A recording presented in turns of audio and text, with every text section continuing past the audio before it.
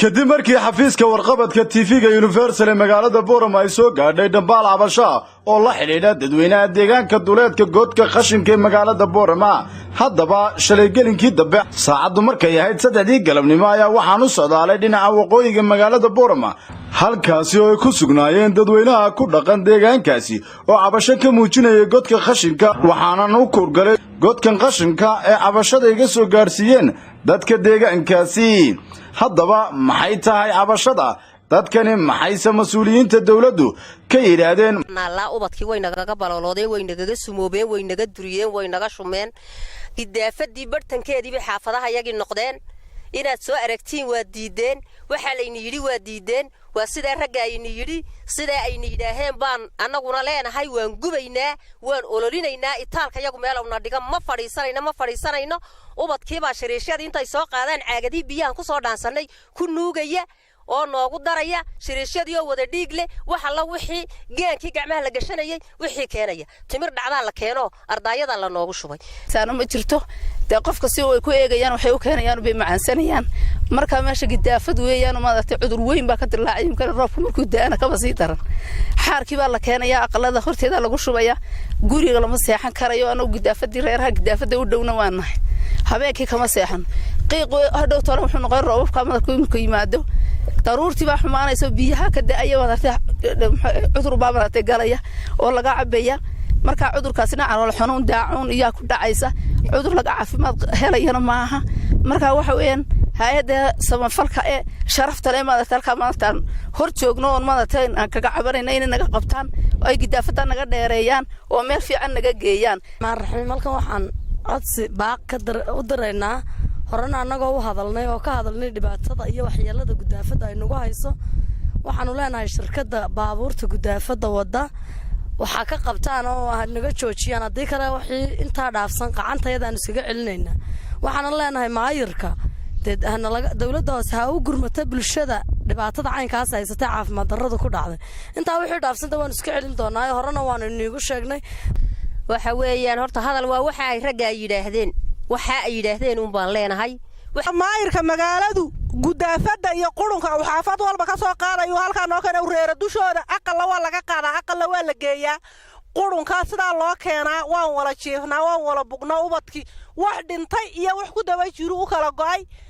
ha naga qaado lacagta had iyo jeer la maal gelinayo godka cusub ku qod leeyahay una ku qeyn maayirku ha naga qaado waxaan ka codsanayna inaad naga qaado hadeed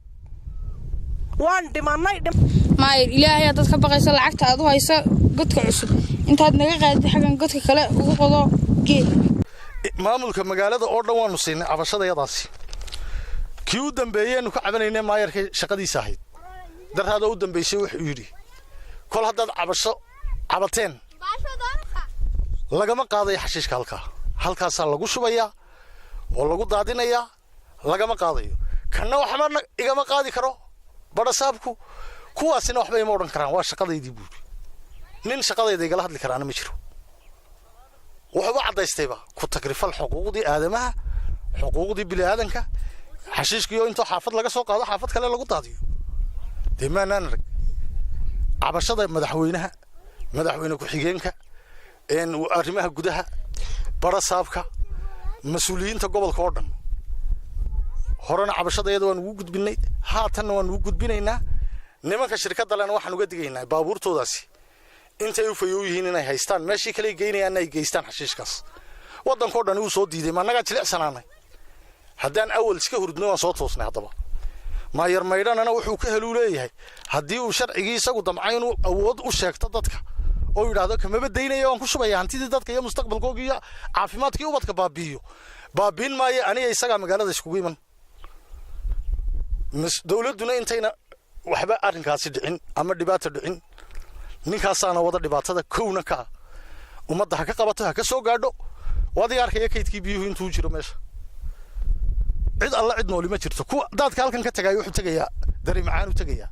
xog u tagayaa daracas u tagayaa dibreweyn buu tagayaa laas dhuuru maraya bay taagan tahay maayarkana waan u tagnay waan u sharfinay waxaanu nidhi war naga qaad gidaafada cabashaanu ku geynaa xafiiskaagay taala haddaad cabashaba keenteen walaa barasaab baan aniga waxba iga qaadayn oo waxba ii oran karin walaa ku kalaan waxbay odhanayn haddaan mashruuc qaadanay iyo haddaanaan qaadanba ma qaadaynu yidhi taasina awooddiisa maaha ummadduu mas-uul ka yahay ummadda aan u cabanayneen een leenahay cabashada aan ka gudbinayno een gaadhsiinayno dadweynaha iyo dawladda ayuu mas-uul ka yahay degmaduu mas-uul ka yahay degmadii baa dhimatayba degmadii uu mas-uulka ka ahaa maxamed maydhane way dhimatay muuqaalbaahiyaha Universal TV waxaa mar kale xogagaal iyo xaqiiqad raadin uu u tagay xafiiska maayirka magaalada Boorama oo gabi ahaanba ahaa mid uu ka maqan yahay waxaana halkaasi aan kula kulmay xildhibaan Maxamed Axmed Ilkaase oo ii sheegay in aanu duqa degmada Boorama uuba ka soo shaqo gelin xafiiskiisa والله ما مدلح بلودبا حفيزك مسافرس ما يركي مدلح بلودبا ما نقول مسافرس ماشي وحوي ماشي حرضو حرنتاي عدي لا مسرق ما واحد وسارد ارمي قدونا واحد لعبه كم قاعد مدلح بلودبا ولا موشكي وانقني يمكن اسبيتال اشتغلنا بدون انو حرض ولا ساعد وين صدق يمكن هو كويت وين ساعد حفيزك ما فضل اللي انا ولا مسافر حفيز ilaa xilliga aanu ولا حفيز مسافر سنه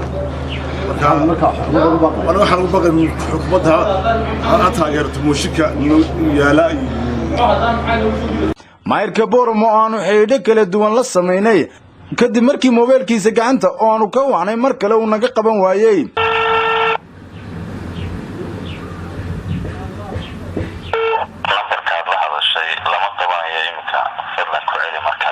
maamulka gobolka Awdal Cabdiraxmaan Axmed Cali oo isaguna aan la xidhiidhay ayaa waxa uu ii sheegay cabashada dadkaasi oo soo gaadhay xafiiskiisa maamulka gobolka Awdal waxaana uu ka dhawaajiyay inuu cabashadaasi wax ka qaban doono isku soo wada duba haddaba waxay ku soo beegmaysaa xilligii roobaadka gugu ay ka xorteen gobolka Awdal taasi oo ay ka dilaaci karaan xanuuno kala duwan oo saameyn kara bulshada deegaankaasi ku dhaqan waxaana maamulka degmada Boorama u muuqda mid cabashadani dadweynaha godka qashinka ee duleedka magaalada Boorama ku dhaqan ay u soo gudbiyeen ka furaystay indhaha iyo dhagahaba Xuseen Caatiye Jama telefishinka caalamiga Universal TV magaalada Boorama ee xarunta gobolka Awdal